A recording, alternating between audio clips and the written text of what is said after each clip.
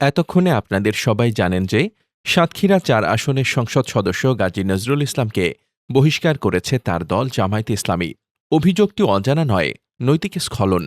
এক তরুণীর সঙ্গে তার ব্যক্তিগত মুহূর্তের ভিডিও সামাজিক মাধ্যমে ভাইরাল হয়। তার সূত্র ধরে এত কিছু অস্বীকার করার সুযোগ নেই।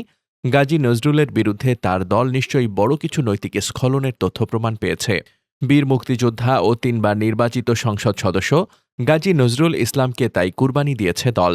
দীর্ঘ রাজনৈতিক ক্যারিয়ার তার, কিন্তু মাত্র একটি ঘটনায় ধূলিসাৎ হয়ে গেল তার ক্যারিয়ার।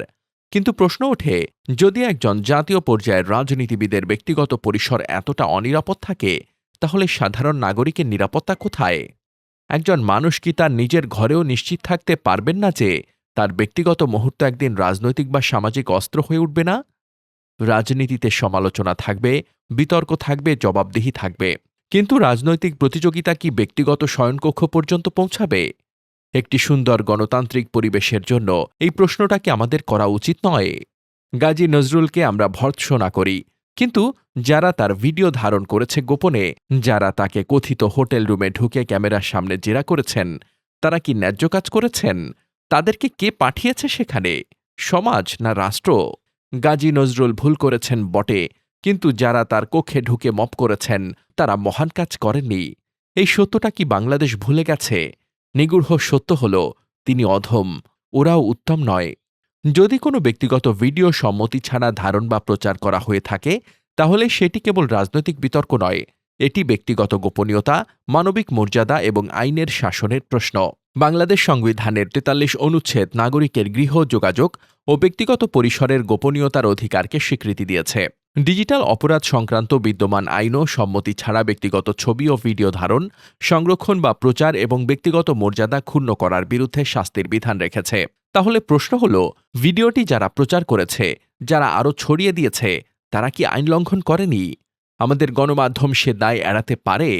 শুধু তাই নয়, মূলধারার কিছু গণমাধ্যমও ভিডিওটির অংশ, স্থির চিত্র বা সংশ্লিষ্ট নারীর পরিচয় অনুমান করা যায় এমন উপাদান প্রকাশ করেছে। কিন্তু সাংবাদিকতার নীতি কি এটা শিখায়?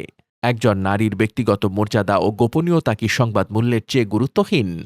গণমাধ্যমের দায়িত্ব তথ্য দেওয়া, কিন্তু কারো ব্যক্তিগত ভিডিওকে আরও বিস্তৃতভাবে প্রচার করা কি তথ্য পরিবেশন, নাকি ব্যক্তিগত গোপনীয়তার লঙ্ঘনকে আরও উস্কে দেওয়া? এখানে একটি মৌলিক পার্থক্য মনে রাখা জরুরি। জনস্বার্থ আর জনকৌতূহল এক জিনিস নয়। আজ যারা এই ভিডিও দেখছেন, আগামীকাল সেই জায়গায় হয়তো আপনার পরিবারের কেউ, আমার পরিবারের কেউ, কিংবা আপনি নিজেই থাকতে পারেন। তখন কি আমরা একইভাবে বলবো এটি জনস্বার্থে? নাকি তখন বুঝতে পারব ব্যক্তিগত গোপনীয়তা আসলে প্রতিটি নাগরিকের মৌলিক অধিকার? আর এজন্য সামনে আনার প্রয়োজন, গাজী নজরুল যেমন শাস্তি পেয়েছেন, তেমনি যে মানুষগুলো তার গোপন ভিডিও ধারণ করেছেন, যারা তার কক্ষের মধ্যে কোনো আইনি অথরিটি ছাড়াই প্রবেশ করে তাকে জেরা করেছেন, তাদের খুঁজে বের করা দরকার, আইনের আওতায় আনা দরকার। অন্যথায় গোপন ভিডিও করা আর প্রাইভেট স্পেসে ঢুকে যাকে তাকে প্রশ্ন করা একটি ক্রেডিট হিসেবে বিবেচিত হবে, অথচ প্রকৃতপক্ষে তা বেআইনি।